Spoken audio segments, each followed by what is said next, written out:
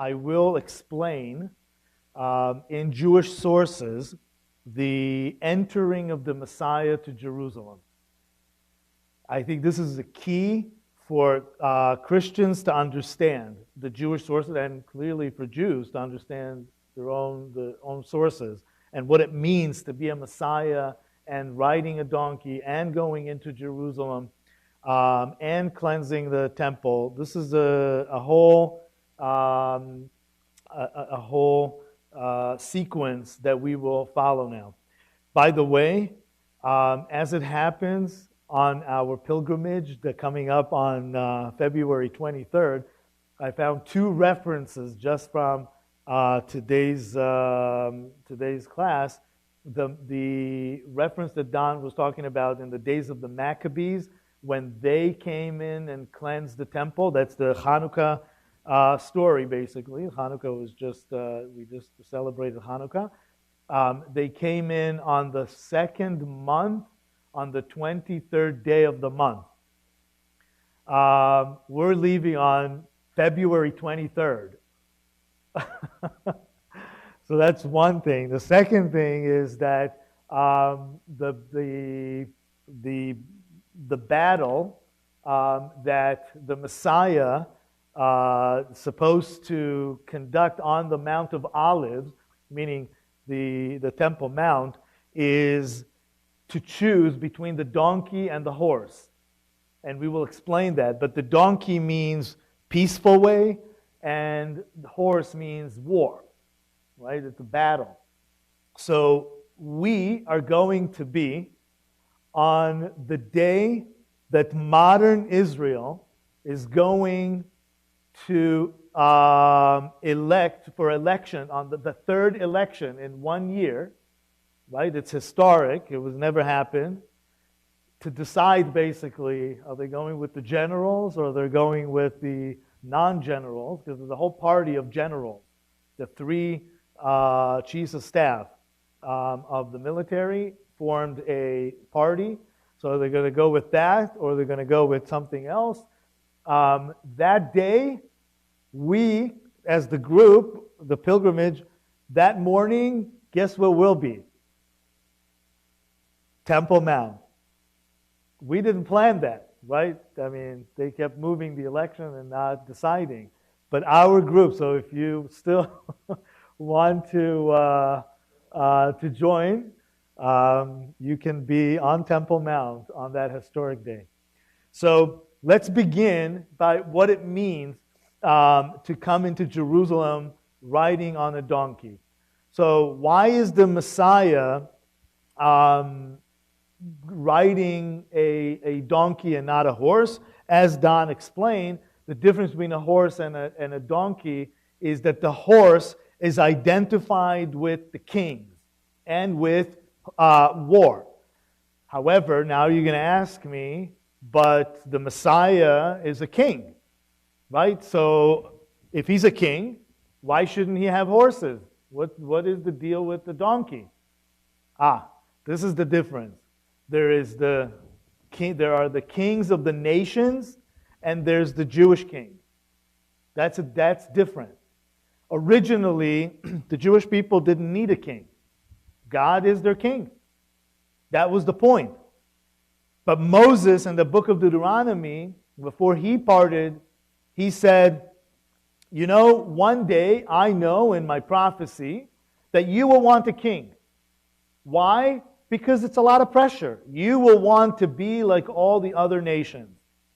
And, just judging by, American kids growing up around each other, Jewish kids are jealous of the Christian kids that have the tree and the lights for Christmas, and they want to do something.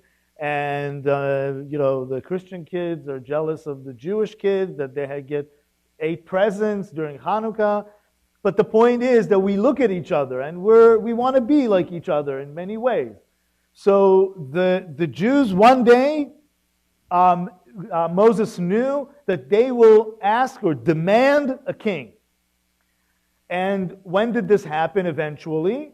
It happened in the time of Samuel. When Samuel was in charge of the temple, he was a Nazirite, a Nazir, a monk. And they were attacked by, again, the Philistines, and they wanted a king. So the nation, the Israelite nation, demanded a king to defend them. So Samuel said to the people, "But God is your king. Why do you need a king?" And they kept demanding. And Samuel was offended for God, that they are not believing in God, that He will save them, and so forth. So eventually, they come to a compromise. They said, "Okay, you want a king, but remember, Moses tells them in Deuteronomy, if you will want a king, the king will, the first thing, increase horses. He will increase wives. He will increase property. He will take your sons and daughters to be soldiers and servants." Just know that if you are going to have a kingdom, that's what it costs. And it's interesting that we're dealing now in the news with the British royal family and some of those issues as well. But the idea is that it's costly and it presents power. So the Jewish king, Moses said, if you're going to demand one day a Jewish king, know that we're going to put limitations on that king. He's not going to be the king of the nation. He's not going to have many horses. He's not going to have many wives. We know that eventually King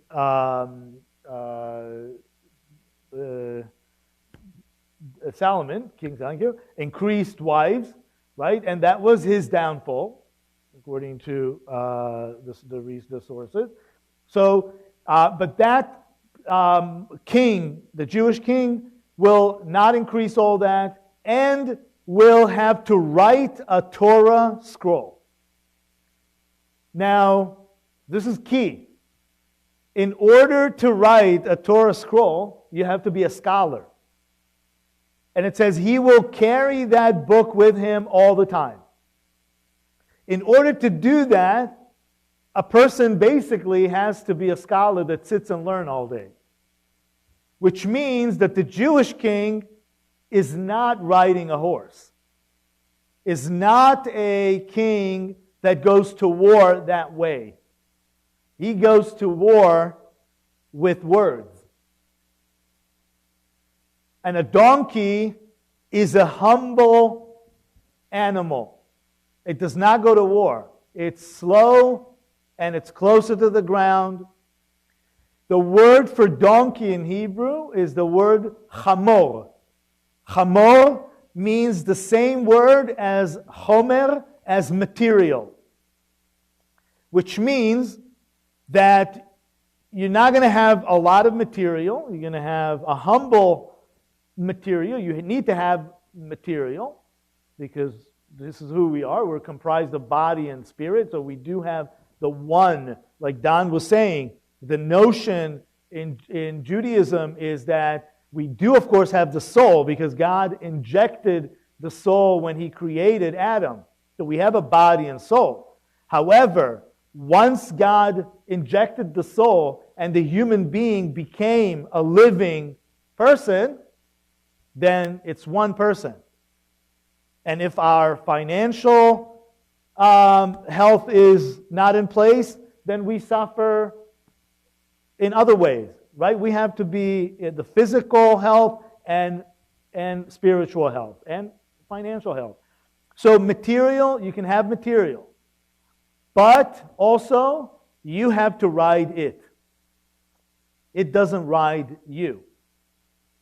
By the way, the word chamo for donkey has the word ruach, which is the spirit, which is the soul that God injected in Adam, spelled out in the word. Which means, like Don was saying, the Jewish view of a donkey really represents the whole being. So we need to take that and ride it, right? Go into it. So that's the first idea of the Messiah, the Jewish king riding not a horse, but riding a donkey.